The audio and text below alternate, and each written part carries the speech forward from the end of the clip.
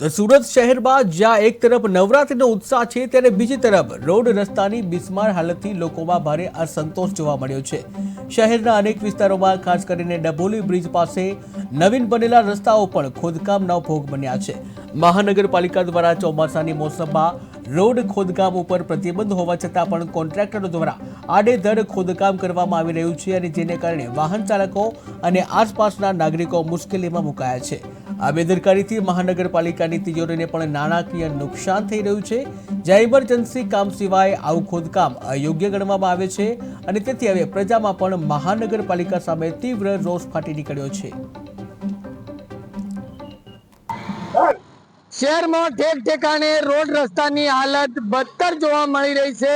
ચોમાસા દરમિયાન ઠેક ઠેકાણે રોડ તૂટી પડતા વાહન ચાલકોને હાલાકી ભોગવવી પડી રહી છે। હાલમાં ચોમાસાની ઋતુ ચાલી રહી છે, જે જૂના તૂટેલા રોડ મરામત કરવાની તો તંત્ર તસ્દી લેતું નથી, પરંતુ આડેધડ રોડનું ખોદકામ કરવામાં આવી રહ્યું છે। આપ જોઈ શકો છો, ડભોલી જહાંગીરપુરા બ્રિજ પાસે રોડ ખોદી કાઢવામાં આવ્યો છે।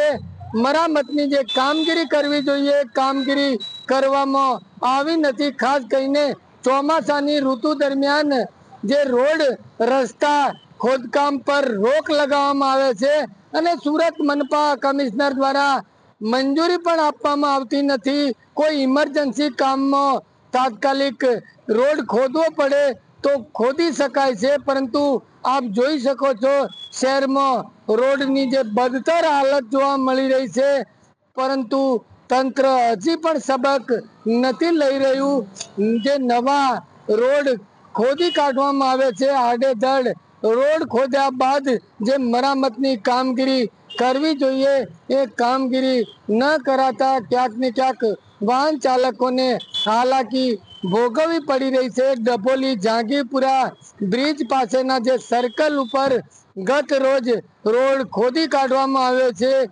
કયા કારણોસર રોડ ખોદી કાઢવામાં આવ્યો તે તો તંત્રને ખબર, પરંતુ આપ જોઈ શકો છો રોડ ખોદ્યા બાદ જે મરામત કામગીરી કરવી જોઈએ એ કામગીરી ન કરાતા વાહન ચાલકોને હાલાકી ભોગવવી પડી રહી છે।